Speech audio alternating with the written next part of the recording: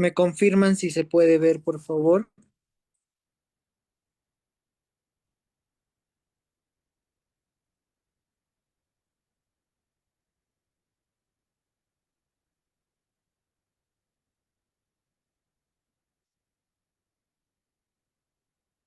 Listo, ¿ya podemos empezar?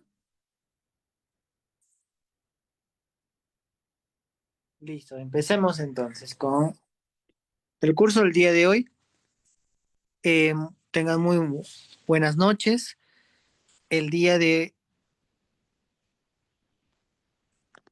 Ratito.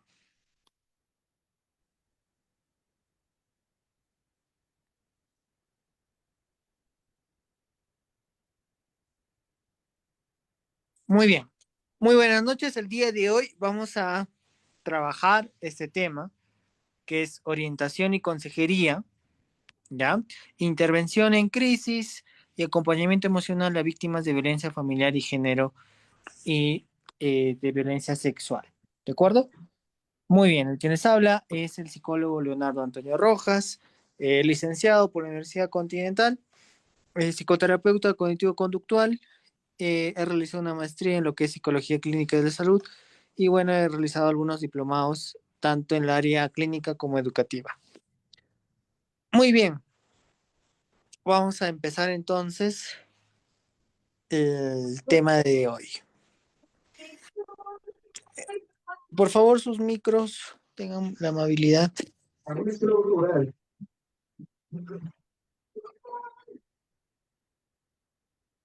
Tengan la amabilidad, por favor.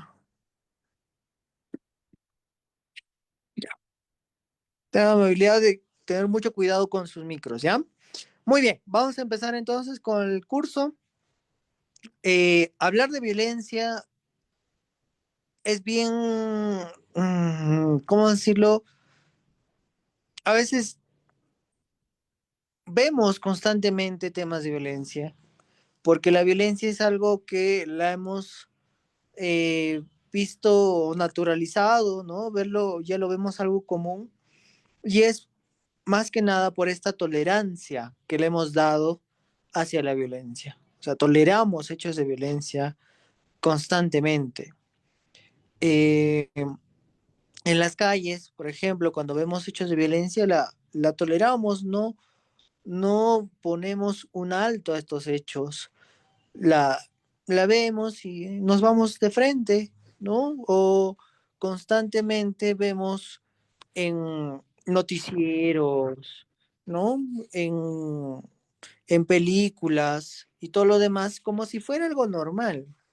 No nos escandalizamos, no nos horrorizamos, no lo vemos como algo que es del día a día. Entonces, esta tolerancia hacia la violencia muchas veces origina que también en nuestras intervenciones no sepamos qué hacer, ¿no? Por ejemplo, que unos chicos en un centro educativo se peleen o se pongan apodos, a veces decimos comentarios como que es que son chicos, ¿no?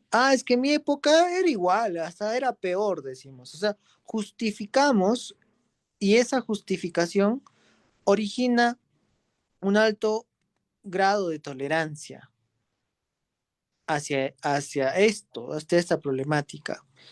Entonces, socialmente, la tolerancia que se le viene dando o se le da hacia la violencia contra la mujer se origina por estos pensamientos.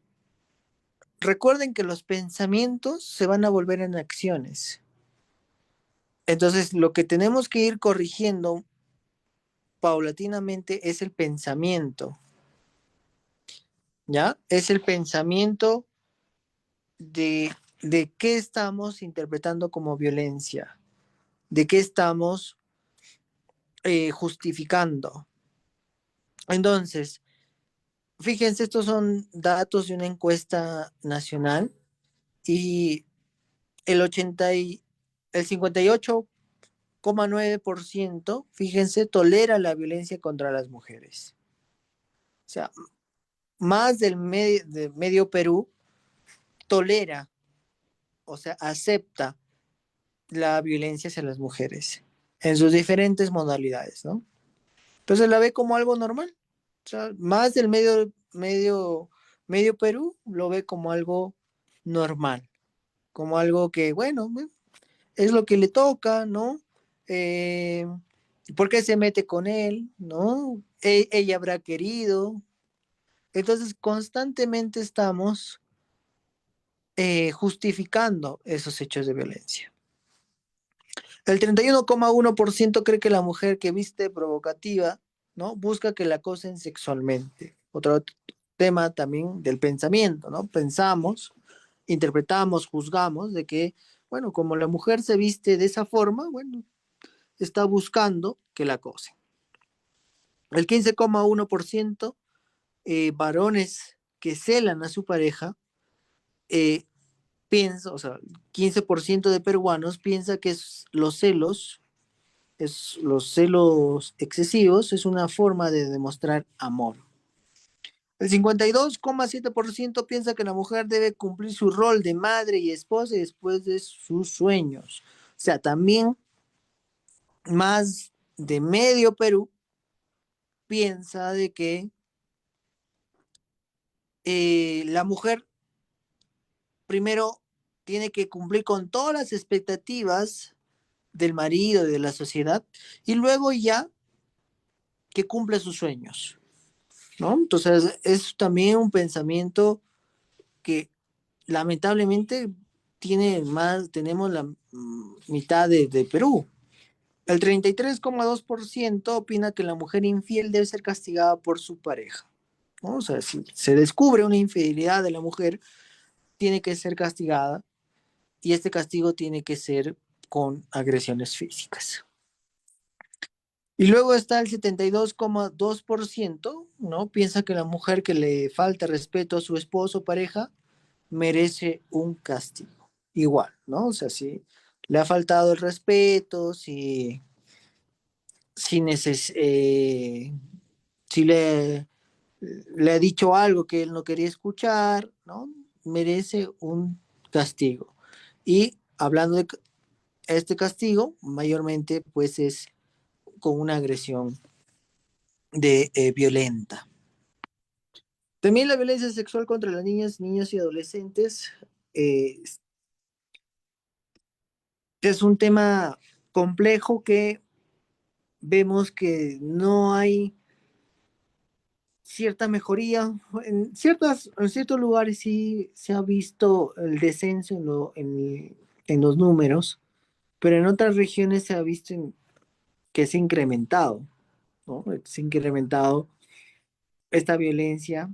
Más que nada llama la atención o es más preocupante porque casi el 80% de los casos de violencia en menores de edad son perpetrados por algún familiar o un conocido o un cercano de la familia, ¿no? Entonces, eso es lo preocupante.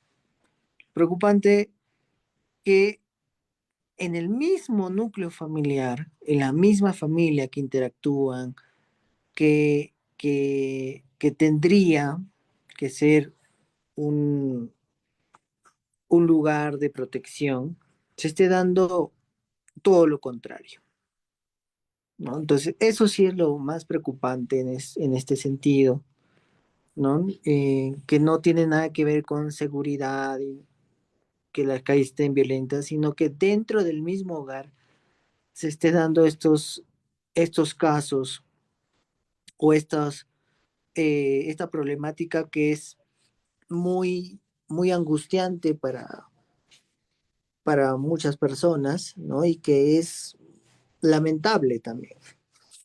El feminicidio que ha ido creciendo, ¿no? Estos son los datos del 2015 hasta el 2024, 2015 desde que se fue reportando, ¿no? Desde que se tiene una data fiable. Fíjense, ¿no? Ha ido en aumento, hubo un pequeño descenso en el tema en los años de pandemia, pero post pandemia se ha incrementado. El, el año pasado hubo 170 casos de feminicidio igual que el 2023. Actualmente también el pronóstico es que pues quizás superemos la cifra de 170. Esperemos que no, ¿no? Estamos todavía medio año, ¿no? El pronóstico da eso, pero esperemos que no, ¿no? Es algo que también no depende mucho de nosotros como psicólogos, ¿no? Depende de muchos otros factores, pero lo que sí depende de nosotros es lo que podamos prevenir dentro de donde trabajemos. Eh, ¿Cómo podemos prevenir? Si sabes un hecho de violencia, repórtalo. No seamos cómplices de estos hechos, porque muchas veces somos cómplices, no denunciamos, no damos señal de alerta, no llamamos a la línea 100 o vamos a un centro de emergencia mujer con la persona afectada para que denuncien, ¿no? Muchas veces lo dejamos pasar y eso, créanme que evitaría, si vamos, hacemos la denuncia, hacemos el seguimiento, evitaríamos un caso de feminicidio. Pero a veces no lo denunciamos, no apoyamos a esa persona, no le damos el soporte necesario. Es por eso que continúa con esa relación de pareja, continúa en ese ambiente nocivo y pues lo que a veces, lo peor que conlleva todo esto es a un caso de feminicidio, ¿no? El responsable que todo, ¿no? De los programas que se tiene para ayudar y fortalecer todo, todo el tema de violencia hacia la mujer y poblaciones vulnerables, ¿no? A la familia, grupo familiar, es el Ministerio de la Mujer y Poblaciones Vulnerables, ¿no? Que es el ente rector en materia de prevención, protección y atención de la violencia contra las mujeres y los integrantes del grupo familiar, y es responsable, pues, de la coordinación, articulación y vigilancia de la aplicación efectiva y del cumplimiento de la presente ley, ¿no? ¿De qué ley? Pues hablamos de la ley 3036-4, ¿ya? Esta ley, también conocida Ley para Prevenir, Sancionar y Erradicar la Violencia contra las Mujeres y Integrantes del Grupo Familiar, que fue promulgada en noviembre de 2015, ¿ya? Es importante que tengamos en cuenta esto, porque a partir de que se configura esta ley, muchos aspectos en la prevención, sanción y erradicación de violencia ha ido cambiando. Lo que ha habido un gran cambio es que se ha ido eh, en todos los aspectos tratando de, de, de que esté inmerso, ¿no? En el educativo, por ejemplo, se tiene todos los protocolos ICB, eh, se tiene todo un protocolo para actuar, ¿no? En lo que es Ministerio de Salud también, ¿no? En todo lo que es salud también se ha ido trabajando bastante, en lo judicial de la misma forma, en los centros laborales también. Entonces, a partir de 2015 se ha visto una gran mejoría en cómo se puede atender estos casos. Y esperemos seguir mejorando en ese sentido. Su implicancia, pues, busca enfrentar la problemática de la violencia de género y la violencia intrafamiliar, ¿no? Que son temas, pues, de relevancia, ¿no? Actualmente, por la gran cantidad y también por el impacto en la sociedad. Muy bien, esta ley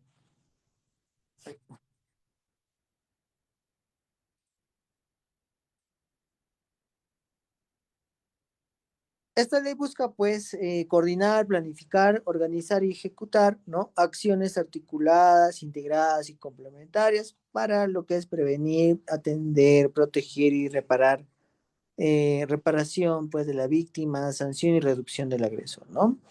Lo que se está logrando es prevención y erradicación de la violencia contra la mujer integrante del grupo familiar. Es algo que poco a poco esperemos seguir mejorando. Muy bien, definición de la violencia contra las mujeres, ¿no? Es cualquier acción o conducta que les cause muerte, daño, sufrimiento físico, sexual o psicológico por su condición de tales, ¿no? O sea, porque eres mujer, yo, que soy varón, te puedo golpear, ¿no? Como tú eres mejor, como tú eres mujer, tienes que atender a los hijos, ¿no? Y si no los atiendes, te castigo, ¿no? Es una forma de que se ejerce violencia hoy en día.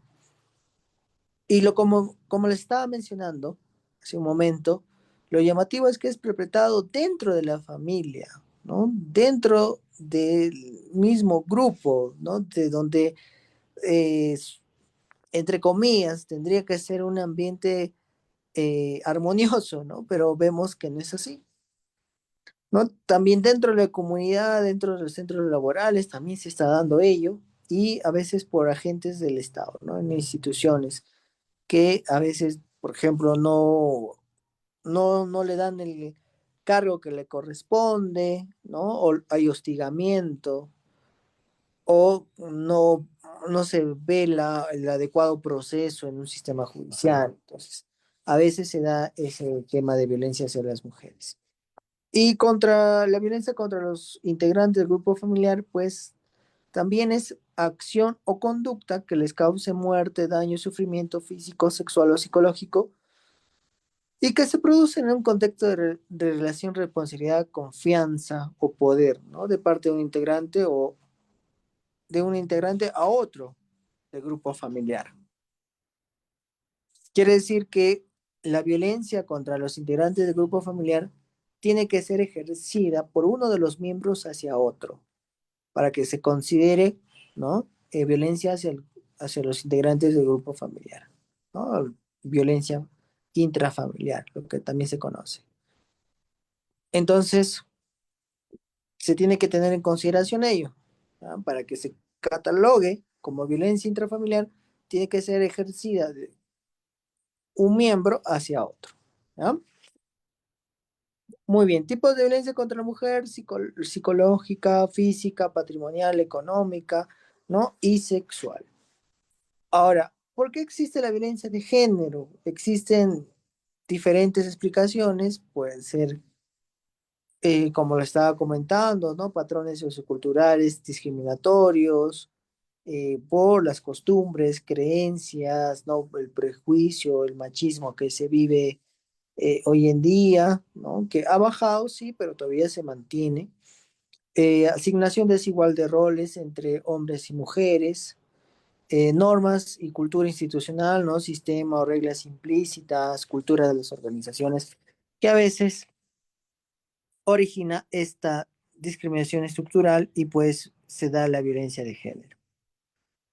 Según el modelo ecológico, ¿no? Para explicar las raíces de la violencia contra las mujeres, es que se da primero a nivel individual, ¿no? Características biológicas, características sociales e historia personal. La historia personal juega un papel importante en seguir continuando las cadenas de la violencia o romperlas, ¿no? Muchas veces el factor individual, por haber sido criado, por haber visto o estado inmerso en una situación de violencia, hace que se replique en las siguientes parejas o en las siguientes familias.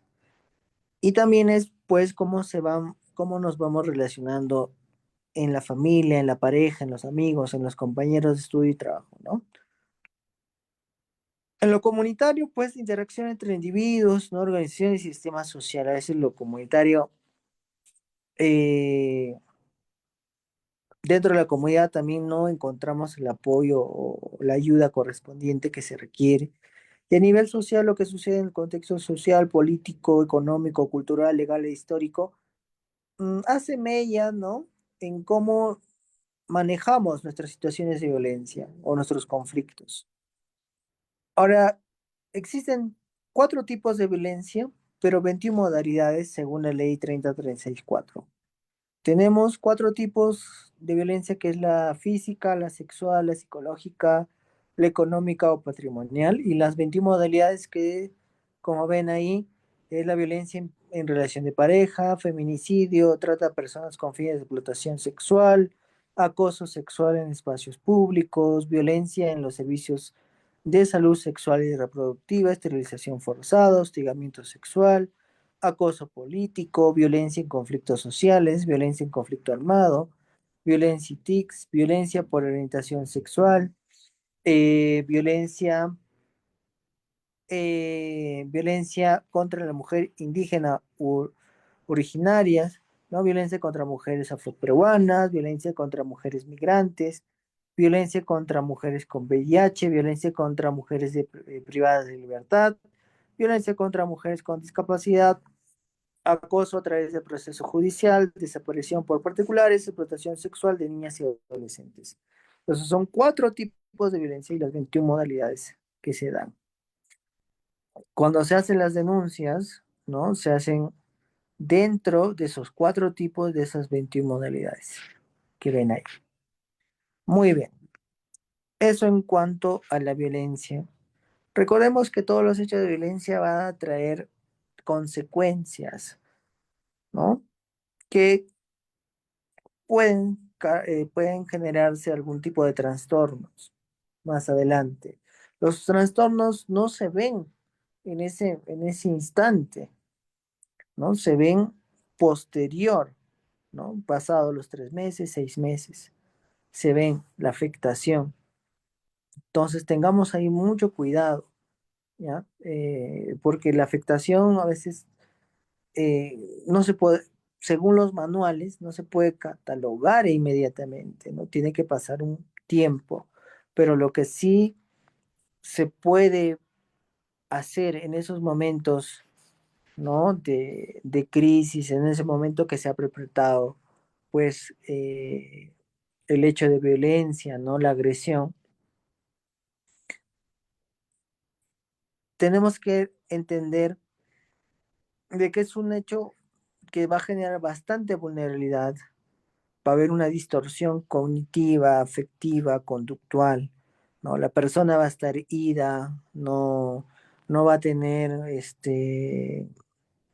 incluso algunas personas se olvidan en dónde están, en qué día están. Eh, hay mujeres que han reportado que pues es como que si estarían en un limbo, no saben a dónde van, a dónde ir. Entonces son algunas características que, dado el hecho de violencia, puede estar originando, ¿ya? Y eso tenemos que siempre tener presente. Muy bien, hablemos un poquito acerca de qué es orientación y consejería. Pues la orientación es un proceso educativo y preventivo, ¿no? Que ayuda al individuo a conocerse mejor, tomar decisiones acertadas y desarrollar su potencial, pues, personal, académico, vocacional y social. No se trata únicamente de resolver problemas, ojo ahí, ya la orientación no es resolver problemas, sino de guiar al sujeto hacia un crecimiento integral, ¿no? O a calmarlo. Eso viene a ser orientación. Recuerden, tiene que ser un proceso educativo preventivo y también, sobre todo, pues guiar a la persona ya hacia un crecimiento integral. Consejería o asesoramiento psicológico es un proceso más profundo y terapéutico que generalmente se da de forma individualizada y que implica el acompañamiento emocional, cognitivo y conductual para resolver conflictos personales, familiares, escolares o emocionales, ¿no? Se da dentro de un marco ético y confidencial, ojo ahí, con una relación de ayuda activa entre consejero y consultante, ¿ya? Siempre tiene que haber esa, ese marco ético que todo profesional tiene que tener. Muy bien. Ahora, diferencias entre orientación y consejería. Eh, la finalidad de orientación, como le estaba mencionando, es formativa y preventiva. Y la consejería es más terapéutica y de intervención. En la orientación es un ámbito que mayormente se da en grupal, institucional, ¿no? Y la consejería es más individual, aunque puede ser también grupal. La duración es generalmente corta o puntual y en la consejería puede ser breve o de largo plazo, ¿no? La orientación, las técnicas pueden ser informativas, educativas. En consejería, también de psicoterapéuticas de escucha activa. El profesional involucrado en la orientación, ¿no? El psicólogo, el orientador educativo. En consejería, el psicólogo clínico, consejero entrenado. ¿Ya? Entonces son las diferencias en orientación y consejería. Pero me preguntarán, ¿no? ¿Se puede dar los dos al mismo momento? Claro, se puede dar, porque agarras el factor fundamental de orientación, que es prevenir, y el otro es, que es más que nada, brindar un soporte, ¿no? La orientación es más prevenir. ¿Cómo prevenir? Por ejemplo, vamos a suponer, la señora fue agredida por su pareja, ¿no? Fue agredida. ¿Cuál sería la orientación? La orientación para prevenir que se vuelva a repetir sería que pueda denunciar, que pueda ir a tal establecimiento, que haga tal cosa, que llame a tal número, ¿no? Eso es prevenir, prevenir que se pueda repetir y prevenir que le pase algo mucho más grave. ¿No? Consejería viene a ser ya un abordaje, un soporte emocional que se le brinda, ¿no? Se le puede escuchar, se le puede calmar con alguna técnica, ¿no? Se le puede brindar sobre todo esta calma, ¿no? En este hecho de violencia. Entonces ahí se vendría a ser consejería, ¿no? Entonces, tenemos que, cuando hablamos de ambos, tenemos que agarrar lo más importante de cada uno. Muy bien, enfoques de orientación y consejería. Está el enfoque humanista, que es basado en Carl Rogers, que está centrado en la persona, ¿no? Promueve la autoexploración, la empatía, la autenticidad, ¿no? Que se utiliza mucho en escuelas y en contextos de desarrollo personal. Luego está el enfoque cognitivo-conductual, ¿no? Que previene pensamientos, emociones y conductas, promueve habilidades de afrontamiento, ¿no? Toma de decisiones y resolución de problemas, muy útil en adolescentes en manejo de ansiedad y orientación vacacional, ¿no? El enfoque sistémico también observa relaciones familiares y sociales del consultante, ¿no?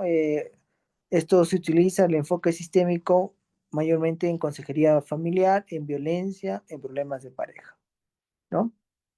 Entonces nosotros, nuestra orientación y consejería tiene que ser desde un enfoque sistémico.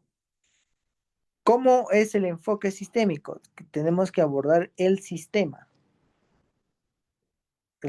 familiar, la dinámica familiar, ¿no? ¿Cómo es la dinámica familiar entre los integrantes? Ahí tenemos que profundizar nuestra consejería, nuestra orientación, ¿no? No puede ser netamente centrado en la persona porque no estamos hablando solamente de una persona, estamos hablando de una relación, de una integración de personas. Entonces, el enfoque sistémico tenemos que entenderlo como qué podemos mejorar o qué se puede hacer para en esa relación o esa interrelación entre los miembros, cómo mejorarla o cómo salir de esos hechos. Y bueno, hay otros enfoques, el contextual funcional, ¿no? Que son ya basados en terapias de tercera generación, que puede promover la flexibilidad psicológica, la aceptación, compromiso con valores, ¿no? Esto se utiliza bastante en consejería en crisis, trauma, regulación emocional, ¿no? Donde ya tu consejería y tu abordaje tiene que ser entendiendo el contexto en que se ha producido, ¿no? O también, hombre, les voy a poner un ejemplo.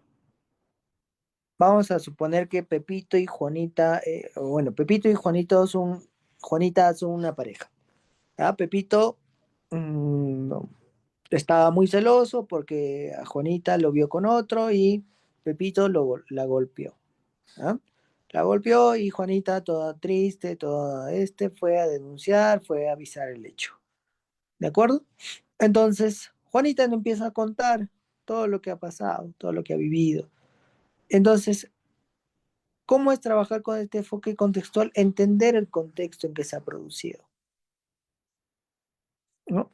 Entender eh, qué factores estaban inmersos en esa situación, para que Juanita también pueda ir saliendo de esa dinámica, ¿no? Porque Juanita dirá o supondrá que fue su culpa, ¿no? Por haber de repente, no sé, contestado ese mensaje a ese amigo o por salir a solamente saludar a esa persona, ¿no? Pensará que es culpable de ello.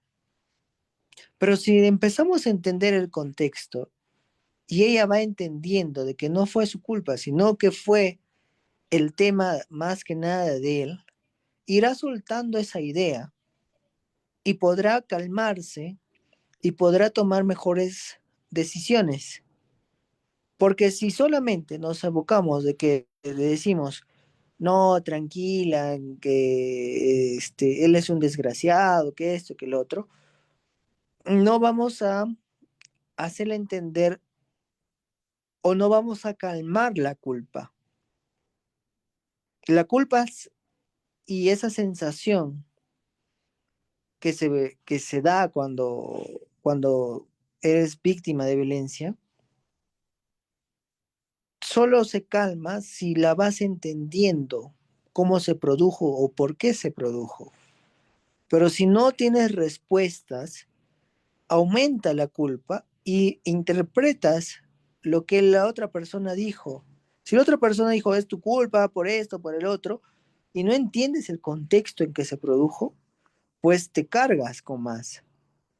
Entonces, una forma de orientar y aconsejar en hechos de violencia es a través de este enfoque, ¿no? De entender qué más estaba pasando. El hecho no es que tú has saludado a esa persona, el hecho es que vivías en una relación donde esta persona constantemente ha estado celoso y no ha controlado en este momento o no ha sido la primera vez que ha hecho un acto de violencia. De repente anteriormente fue una violencia más solapada, camuflada, ¿no? No, es que yo te amo, por eso te digo esto, te corrijo, o no, es que porque te amo te restrinjo el dinero. Entonces no hay esa ambivalencia, o mejor dicho, hay esa ambivalencia. Entonces es mucho mejor entender y calmar la culpa, ¿no? Entonces, en consejería basada en este método, no, de este enfoque, se caracteriza por eso, ¿ya? Muy bien, ámbitos de aplicación, pues se puede aplicar en ámbito educativo, en ámbito clínico y comunitario, ¿no? Clínico, lo que es acompañamiento en crisis personales, familiares, asesoramiento a personas, pues que atraviesan duelos, separaciones, traumas. En el ámbito comunitario, pues promoción del bienestar emocional en poblaciones vulnerables, ¿no? Talleres de habilidades parentales, prevención de violencia, espacios de escucha y contención comunitaria. ¿Cuáles son las habilidades del orientador o consejero? Muy importante es que tiene que haber una escucha siempre activa. ¿Ah? Tiene que haber una escucha, ¿no? Realmente consciente, realmente que se produzca una, realmente escuchar a esa persona, realmente ver lo que necesita, lo que te está diciendo, ¿ya? Es importante que nosotros entendamos eso. El consejero tiene que saber escuchar. Tiene que haber una empatía genuina, no tiene que ser nada forzado, ¿no? Tiene que haber una capacidad de contención emocional, tiene que haber un dominio técnico de instrumentos psicométricos o guías clínicas que se pueda tener, tiene que haber una ética profesional, tiene que ser confidencial, respeto por la autonomía y sobre todo habilidades para intervenir en crisis, ¿no? Habilidades que se van desarrollando poco a poco, no es de la noche a la mañana. Muy bien, fundamentos teóricos y enfoque de trabajo. Pues en la intervención con víctimas de violencia debe estar enmarcado en el respeto por la dignidad de la persona, siempre, ¿ya? Reconociendo que la violencia no es solo un acto individual, sino un fenómeno estructural y cultural, como hemos podido entender eh, iniciando el curso. Entonces, se tiene que dar la comprensión interseccional, ¿no? Considera como género, edad, pobreza, educación, ruralidad, etnicidad, orientación sexual, etcétera. Entonces, tienes que comprender, ¿no? El caso de forma individual, no lo puedes generalizar. Entonces, tienes que ir entendiendo, o sea, tienes que comprender realmente a la persona que estás entrevistando o estás a punto de aconsejar, ¿ya? Tienes que tomar en consideración todas esas características que tiene esa persona, ¿de acuerdo? Y luego está pues la despatologización de la víctima. Entender que los síntomas no son enfermedades, sino respuestas humanas normales a situaciones traumáticas.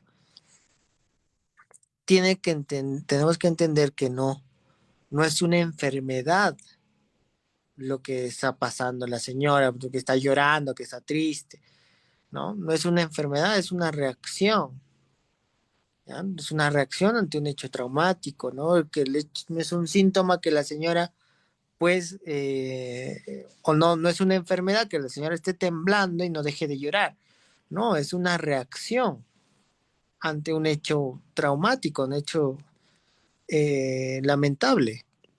Entonces, tenemos que ir entendiendo esos dos puntos. Primero, tener en claro todas las características que pueda tener esa persona, ¿no?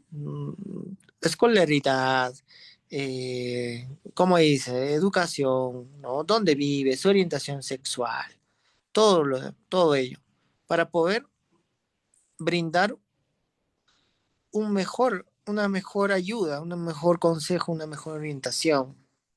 Y sobre todo, no veamos como si fuera una enfermedad lo que ella tiene o lo que tiene esa persona, ¿no? Lo que tiembla, lo que está asustado, lo que no se calma, ¿no? Tenemos que ir entendiendo exactamente lo que está pasando.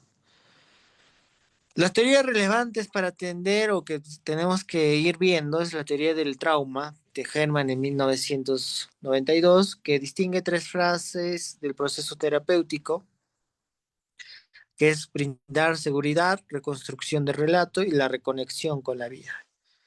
¿Ah? Y en la teoría del apego, muchas víctimas han vivido relaciones afectivas desorganizadas, ¿no? El vínculo terapéutico de reparar ese daño, ¿no? Y ACT, ¿no? Que es la terapia de aceptación y compromiso, terapia centrada en la compasión, que después permite resignificar el dolor sin eliminarlo, ¿no? Fomentar la autoaceptación y promover acciones con sentido, ¿no? Eso siempre tenemos que tener en cuenta esas teorías para brindar una mejor orientación y consejería.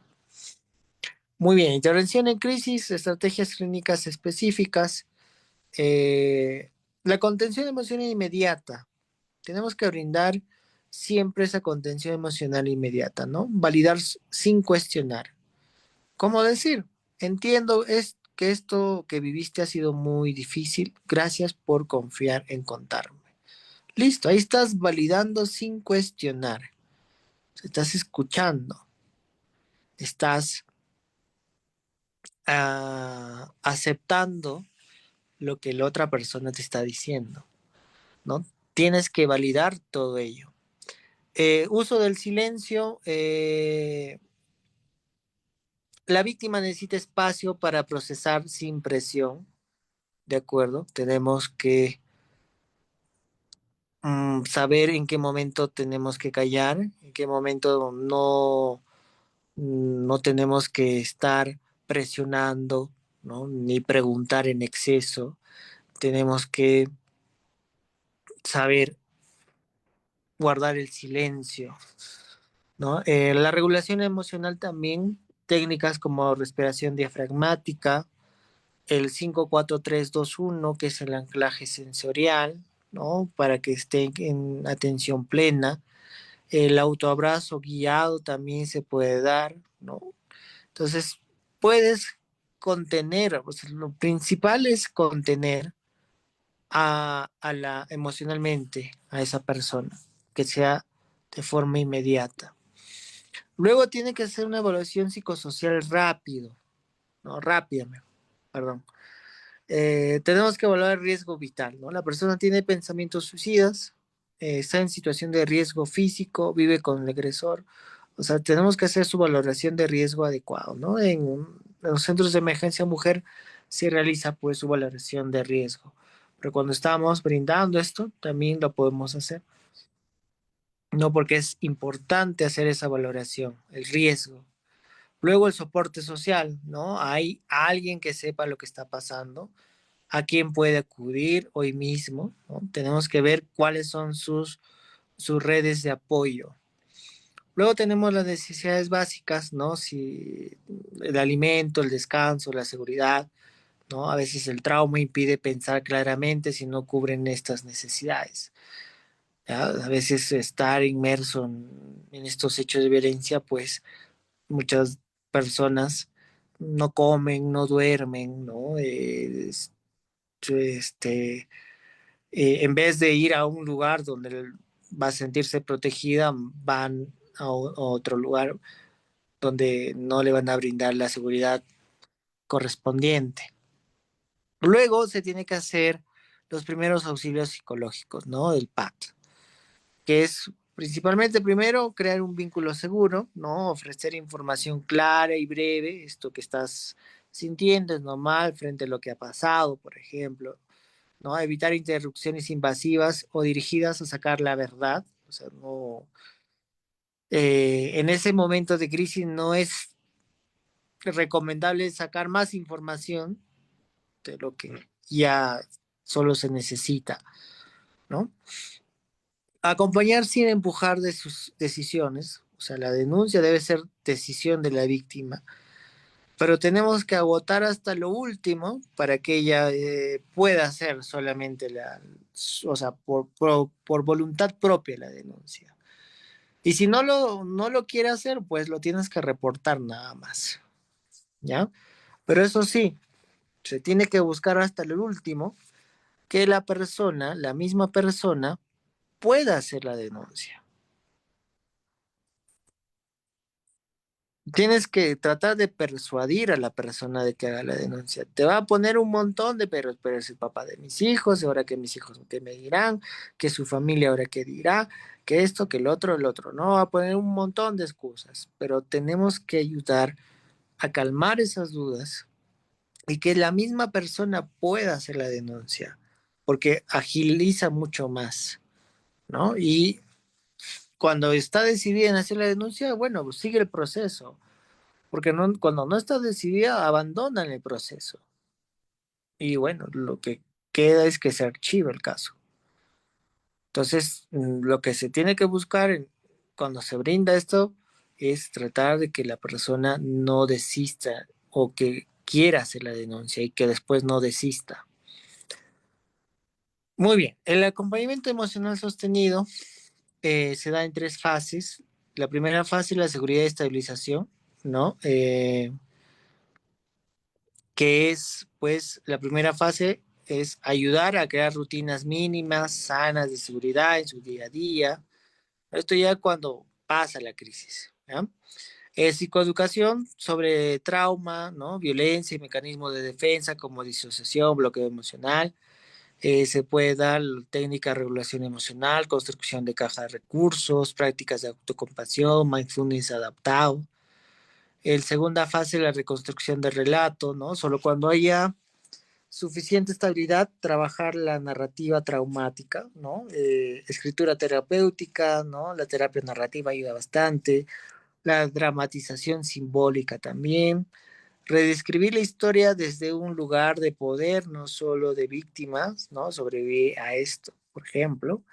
Y la reconexión con la vida, ¿no? Establecer metas de vida, fomentar vínculos saludables, nuevos intereses, participación comunitaria, ¿no? Interacción grupal o círculos de apoyo entre mujeres sobrevivientes de hechos de violencia. ¿De acuerdo? Entonces, también se da el acompañamiento emocional sostenido. Bueno, en esto hay muchos desafíos éticos y prácticos, ¿no? Uno es la ambivalencia de la víctima. Es común que la persona quiera perdonar o regresar con el agresor. Eso es a veces algo que nos llena mucho de impotencia, pero se debe respetar sin dejar de mostrar los riesgos, ¿no? O sea, muy bien, ya, no te puedo impedir que regreses con esa persona, pero sí te advierto que hay estos riesgos, ¿no? Riesgo que se pueda repetir, ¿no? Un riesgo de que no cambie. Entonces, le tienes que avisar todos los riesgos que se dan, que pueden haber si regresa con esa persona.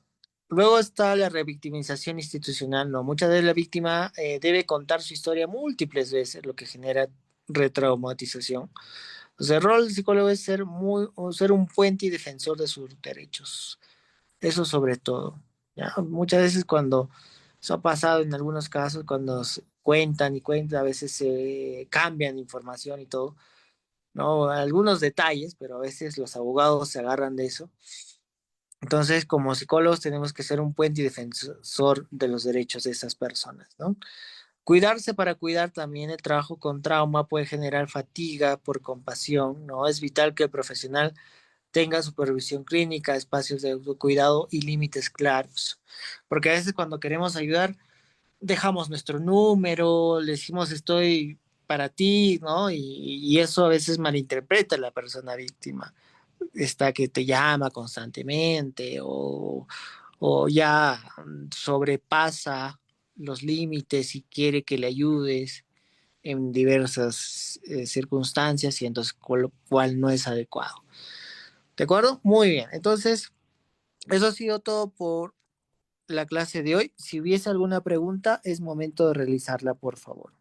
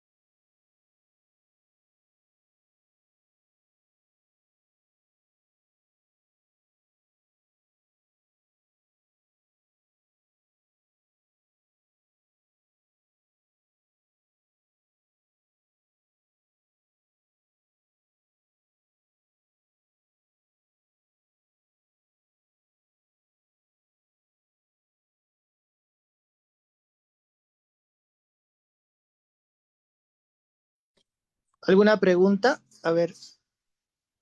Ah, genial, María, gracias por el mensaje. ¿Alguna pregunta?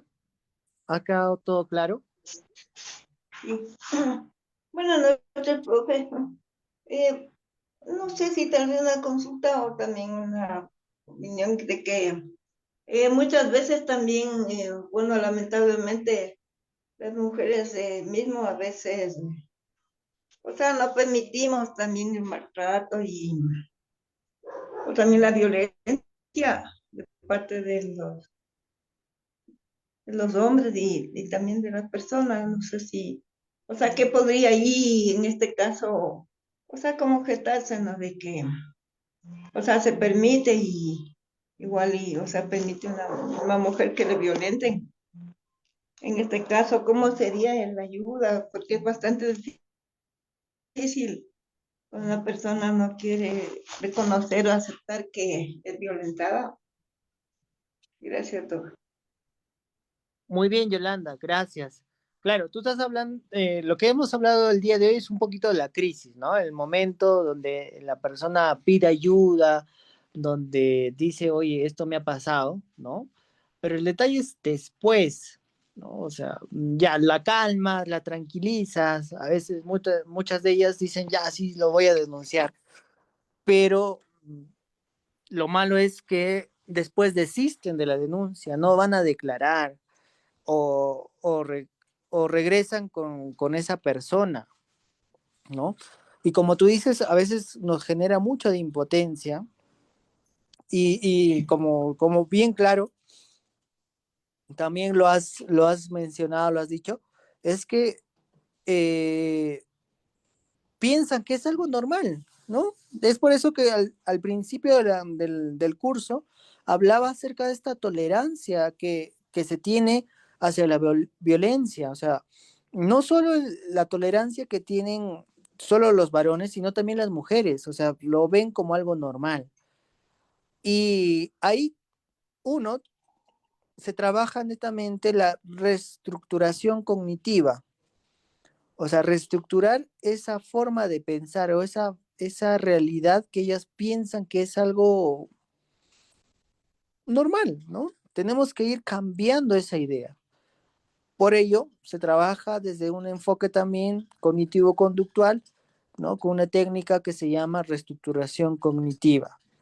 Tenemos que reestructurar ese esquema mental, ¿no? El esquema mental que muchas personas tienen, ¿no? Cuanto más me pegas, más te voy a querer. O actualmente las relaciones de pareja, ¿no? Cuanto más me ignoras o cuanto más daño me haces es porque algo siento, ¿no? O me atrae más. Entonces es un esquema mental que no es saludable. Y por ello se trabaja la reestructuración cognitiva. El principal ingrediente de esta técnica es que la persona o logremos que la persona se dé cuenta en qué ambiente está, en qué contexto está. Y es lo más difícil que a veces se tiene que hacer, que la persona se dé cuenta. El segundo paso es que la persona ya sé que se dé cuenta y tome la decisión de cambiar o la decisión de salir de ese ambiente. Lo demás ya, o la tercera fase es enseñarle algunas habilidades, recomponer su autoestima que pueda estar dañada, ¿no? Trabajar en el trauma. Pero lo principal que tienes que trabajar, Yolanda, es que se dé cuenta en qué contexto está y el otro es la capacidad de cambiar, o sea, la voluntad de salir de ahí, que es lo más difícil cuando se hace un abordaje, es lo más complicado. Pero yo te sugiero que trabajes desde la reestructuración cognitiva, que ayuda bastante, y que también trabajes con lo que es lo que hoy se está trabajando, que son habilidades DBT, no habilidades de la terapia dialéctico conductual, que ayudan mucho al manejar las emociones, porque estas personas que han sido víctimas de violencia no controlan sus emociones tampoco, ¿no? no controlan. Las víctimas y los agresores no controlan sus emociones. Y es por ello necesario que puedan regularlas o que aprendan a tener esas habilidades de cómo manejar esas emociones, más que nada la frustración. ¿Ya? Muy bien, Yolanda, gracias por tu pregunta. O, ¿alguna pregunta Gracias. más? A ti, Yolanda. ¿Alguna otra pregunta? Licenciado, buenas noches. Buenas noches, licenciado. ¿Me escucha? Buenas noches, sí, sí le escucho. Sí le escucho, Marta. Sí, mi pregunta es sobre, por ejemplo, las entrevistas que se hacen a los adolescentes. Muchas veces, eh, cuando se trabaja con ellos, me ha tocado de que no siempre hablan con la verdad, ¿no? O no quieren cooperar. Por ejemplo, hoy día una alumna estaba llorando, ¿no? Y era su cumpleaños. Entonces le pregunté por qué lloraba, pero me dijo, ¿me podría decir? Y me dijo, no, no le puedo decir. Y bueno, entonces yo no seguí, ¿no? En el tema porque no quiso. Y conversamos sobre otras cosas, sobre su familia y todo eso, ¿no? Pero por ratos ella lloraba. Y he tenido que indagar, ¿no? Al profesor, a su tutor, preguntarle y me dice que era su cumpleaños, que sus padres no la habían saludado y por eso que ella lloraba. Pero como ya me lo había dicho antes, le dije, no, como eran las 10 de la mañana, le dije, todavía no se ha terminado tu cumpleaños. Así es que no espera que de repente durante el día pueda haber más sorpresas. No, no te vayas al extremo de que ya terminó tu cumpleaños. Pero era eso más el tema, pero lloraba y lloraba y lloraba a cada momento. No, no creo que tan solo sea el cumpleaños, pero muy poco que colaboró. Y igual le hice realizar un test y lo hizo como un garabato, o sea, como que no coopera, pues, no cooperaba, la veía de ese modo. Igual me tocó con un alumno, ya él eh, fue por el tema de que era un poco agresivo por el tamaño que él tenía. Y al preguntarle la edad, me dijo que tenía 14 años, pero en sí no tenía 14 años, tenía 16 años.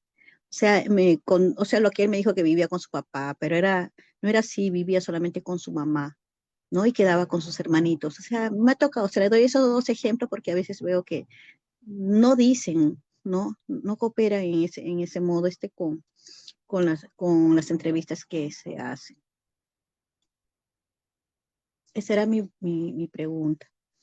Sí, ¿Qué se Marta, puede hacer? mira, con trabajar con niños y adolescentes es bien complicado, bien, bien complicado, porque no es como una persona adulta, ¿no? La persona adulta va y te dice, estoy triste por esto, y ahí te lo dice así, ¿no? Te lo dice y ya está. Ya. Pero con el adolescente y con el niño es bien complicado porque uno, no reconocen qué emoción están sintiendo. Eso es a veces lo que dificulta. No saben si se están sintiendo alegres, si están siendo tristes, ¿no? Sienten mayor miedo a ser juzgados, es por eso que mienten, es por eso que te han mentido los dos niños o dos adolescentes, ¿no? El hecho de la edad y la señorita, el hecho de que solo es por el cumpleaños. Entonces, es por el hecho de ser juzgados. Entonces, lo que yo utilizo con niños y adolescentes, más con adolescentes, es es decir esto, ¿no? O sea, ganar un poco de confianza, hablar otro tema, ¿no? Que te interés que él o ella pueda tener, ¿no? Por ejemplo, a mí me ayuda bastante saber un poco acerca de videojuegos que ellos puedan estar jugando o alguna serie, algo que de repente yo sé que le puede gustar a esa adolescente. Entonces, lo primero que tienes que hacer es bajar las defensas. No hablarle cualquier otro tema, ¿no? De cómo está en los cursos, qué le gusta, qué no le gusta. Bajar al mínimo las defensas que podamos, porque ellos siempre están ahí alerta a las preguntas. Lo primero que tienes que hacer es eso, ganarte la confianza. Un poquito de confianza, generar mucho rapport con ellos. Luego, haz esto. Mira, yo sé que te da vergüenza hablar acerca de tus temas o no me las quieres contar. ¿Qué te parece si hablamos de otra persona que no eres tú? Creamos un personaje, ¿te parece? Como si fuera un videojuego, un avatar. Entonces esta persona, y le pone las características que esa chica o el chico tiene, ¿no? Este chico tiene 15, igual que ella, ¿no? Estudia en tal colegio, igual que ella, tiene este problema, tiene tal cabello, o sea, le pones las características. Pero ahora, ¿qué nombre le quisieras poner? Le dices, ¿no? ¿Qué nombre le quisieras poner? Digamos que la señorita que te contó del cumpleaños se llama María. Entonces, y le dice, ¿qué nombre le quieres poner? Entonces no le puedes poner a ese personaje María, le tienes que poner, no sé, pues Rosita, ¿ya? Entonces, muy bien, vamos a hablar solamente de Rosita. ¿Qué le pasa a Rosita? Entonces, ahí estás trabajando en tercera persona y cuando trabajas en tercera persona, bajan tus defensas y puedes hablar con mayor soltura porque pareciera que no estás hablando de ti, pareciera que estás hablando de otra persona. Entonces, eso me ha ayudado un montón trabajar con adolescentes, hablar en tercera persona, de otro, pero que es netamente de él. Ayuda un montón. A mí me ha ayudado bastante hacer entrevistas con adolescentes y cuentan, bueno, sus cosas, cuentan bastante sus cosas. Esa es una técnica. La otra técnica es escribir una carta para ellos mismos. ¿No? Le dices, mira, quiero que escribas una carta para ti misma. No sé qué quieres hablarte, no sé qué quieres contarte a ti mismo, o qué quisieras haber escuchado, ¿no? O en este caso del cumpleaños, ¿no? Muy bien, ¿no? No te saludaron. Bueno, a veces pasa, pues, ¿no? Pero ¿qué hubieses querido que te digan? Entonces, ahí vas explorando, ¿no? De repente escriba o te diga, no, yo hubiese querido que me pidan perdón por tal cosa, ¿no? ¿Y qué más, no? ¿Es el primer cumpleaños que no te saludan? ¿O en qué cumpleaños? ¿O qué cumpleaños fue el más triste? ¿O qué cumpleaños fue el más feliz que has tenido? ¿O qué regalo fue el mejor que te han dado? ¿O cuál fue el peor regalo que te dieron? O sea, ir explorando poquito a poquito. Con los adolescentes y niños es sacar la información con cucharita. Poquito a poquito ellos pero lo primero es bajar sus defensas. Y baja sus defensas con hablar de temas coloquiales que a ellos les gusta. Segundo, busca hablar en tercera persona. Si no encuentras una adecuada, o sea, cuando algunos adolescentes sí, normal te hablan, ¿no? De sus cosas, pero con los que no, utiliza hablar en tercera persona. Y también trabaja con lo que son las técnicas de terapia narrativa, ¿ya? Trata de trabajar eso y que ayuda bastante, ¿ya? Muy bien. ¿Hay otra pregunta más? Gracias. A ti, Marta, por la pregunta.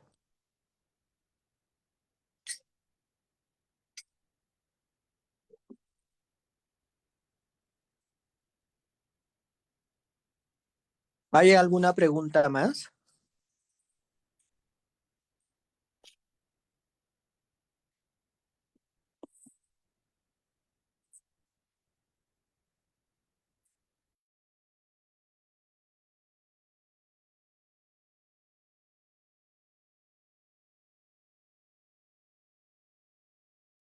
Muy bien, creo que ya no hay ninguna otra pregunta. Agradecerles por su tiempo, agradecerles por las preguntas que me han realizado. Eh, Se les va a compartir el material más una guía en lo que es abordaje en crisis, ¿ya? Una guía del MINSA que les va a servir también en su día a día como profesionales, ¿ya? Entonces, eh, si no hay ninguna otra pregunta, nos estamos despidiendo. Esperemos encontrarnos en un siguiente curso. Muchas gracias. Gracias, Simone. Muchas gracias.